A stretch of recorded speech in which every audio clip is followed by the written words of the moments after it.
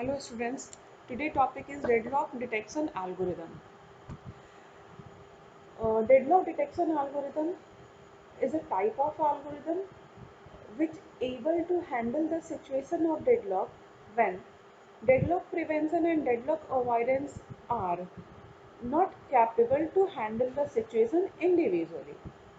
और we can say जब deadlock prevention और डेडलॉक अवॉइडेंस इंडिविजुअली कैपेबल नहीं होते हैं डेडलॉक के प्रॉब्लम को हैंडल करने में in that case the third algorithm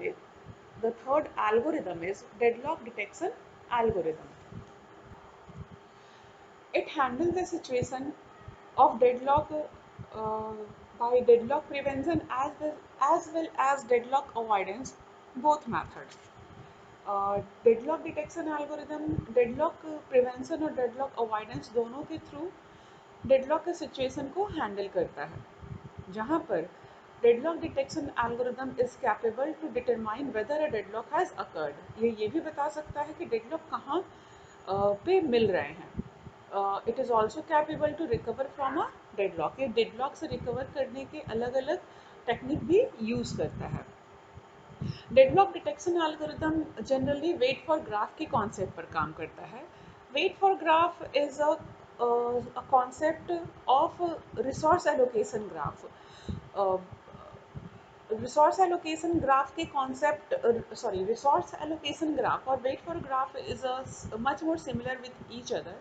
resource allocation graph के बारे में आपको पहले ही बताया जा चुका है in your previous class. Resource allocation graph वो ग्राफ है जहाँ पर आप रिसोर्सेज एंड प्रोसेसेस के रिक्वायरमेंट के बारे में एक ग्राफ डिज़ाइन करते हो. जब आप here is the resource allocation graph technique in your slide number 6.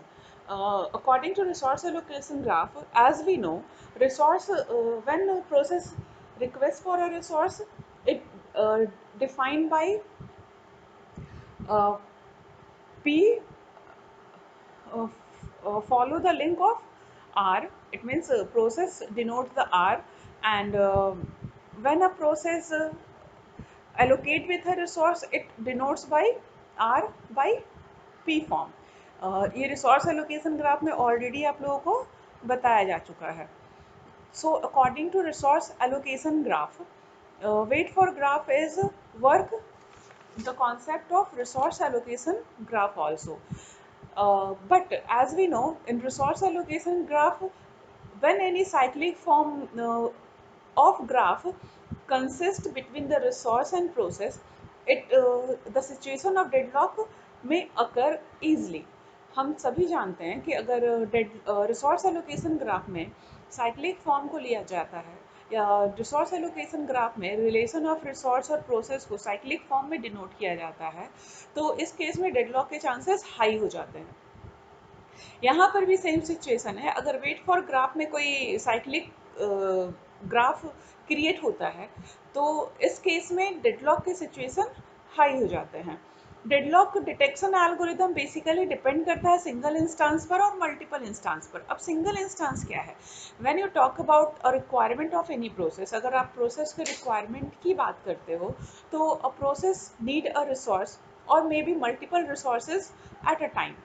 पर if the resource name is CPU, अगर रिसोर्स आपका CPU है तो प्रोसेसेस वन हो या मल्टीपल हो, पर एक प्रोसेस एक ही CPU को अलॉट कर सकता है. इट मीन्स एक प्रोसेस सिर्फ और सिर्फ एक ही CPU से कनेक्ट होगा. अगर आप मल्टी प्रोसेसिंग सिस्टम पर भी काम कर रहे हैं तो आपके पास CPU एक प्रोसेस के लिए एक ही CPU अलॉट किया जाएगा. एक process more than one CPUs के साथ वर्क नहीं कर सकते हैं. जबकि अगर आप रजिस्टर की बात करते हो तो you can work with the multiple register simultaneously. In that case, CPU work as a single instance and register work as a multiple instance. As we take an example of a register in a form of program counter register, accumulator register, instruction register, where multiple registers are work with a single process. But when you talk about CPU, a single process work with a single CPU at a time. So CPU is an example of single instance, whereas register is an example of multiple instance. Single instance resource type. When a resource have only a single instance, अगर किसी resource के पास एक ही instance है, in that case, deadlock detection algorithm implies a wait for graph which is drawn from a resource allocation graph. It means अगर कोई process किसी resource को use कर रहा है तो दूसरे प्रोसेस को तब तक वेट करना पड़ेगा इन वेट फॉर ग्राफ जब तक कि पहला प्रोसेस उस रिसोर्स को रिलीज ना कर दे. सो वी कैन से अगर कोई रिसोर्स किसी प्रोसेस के थ्रू यूटिलाइज हो रहा है, in that situation the next process has to wait till the first process release the resource, and the concept is known as single instance of resource type. जब एक process किसी resource को use कर रहा है, दूसरे प्रोसेस को wait करना पड़ेगा जब तक कि पहला प्रोसेस उस रिसोर्स को रिलीज ना कर दे. एंड जब आप इस कॉन्सेप्ट को, जब आप इस रिलेशन को ग्राफ पे दिखाते हो तो the graph is known as wait for graph. Wait for graph consists different rules as like a resource allocation graph. In a wait for graph, an age of pi denotes the pj. Pi is a number of process who denotes the pj. Pj is also a number of process. अगर pi, अगर किसी process का arrow किसी दूसरे process को indicate कर रहा है, in that case P I मतलब वो प्रोसेस जो इंडिकेट कर रहा है और उस रिसोर्स का वेट कर रहा है जो ऑलरेडी पीजे के पास है. इट मीन्स पी आई उस प्रोसेस का डिमांड कर रहा है और रिक्वेस्ट कर रहा है जो जो पीजे के थ्रू यूज किया जा रहा है. So it denotes by pi arrow pj. The next one is deadlock exists if and only if wait for graph contain a cycle. अगर wait for graph, अगर आप इस तरह से किसी रिलेशन को डिफाइन करने के लिए ग्राफ बना रहे हो और वो ग्राफ एक साइक्लिक फॉर्म में डिफाइन हो रहा है, तो इसका मतलब है डेडलॉक का सिचुएशन कंफर्म आएगा. Deadlock detection algorithm periodically check the graph for a cycle. ये हमेशा अपने डेडलॉक डिटेक्शन एल्गोरिथम का ये मेन कॉन्सेप्ट है, जहाँ पर ये ग्राफ को हमेशा चेक करता है उसके साइक्लिक फॉर्म को रिप्रेजेंट करने के लिए, और you can say to check the cyclic form to define that or make sure that the deadlock situation is controlled by deadlock detection algorithm.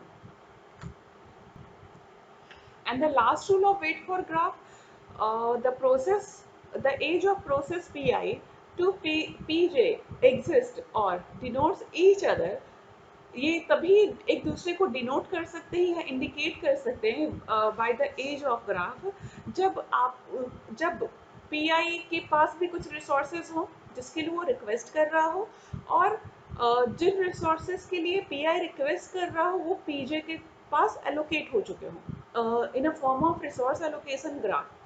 ठीक है, तो जब रिलेशन इस तरीके से डिफाइन होगा तभी और इन जब रिलेशन इस तरीके से रिसोर्स एलोकेशन ग्राफ में डिफाइन होगा तभी जाकर के वेट फॉर ग्राफ का सिचुएशन आएगा. And make sure wait for graph का जब सिचुएशन आता है तो उसमें वो साइक्लिक फॉर्म नहीं आना चाहिए जो ग्राफ के साइक्लिक फॉर्म में होते हैं. अगर ग्राफ में साइक्लिक फॉर्म आता है इट मीन्स डेडलॉक का सिचुएशन आएगा ही आएगा. So this is a resource allocation graph. As we know, when resource allocate the process, when resource indicate the process, it means allocation is taken by P5, and when resource when the arrow denotes from process to resource, it means it is a request. So here is the wait for graph as per the resource allocation graph concept. I'm going to explain the example in the next video. Thank you.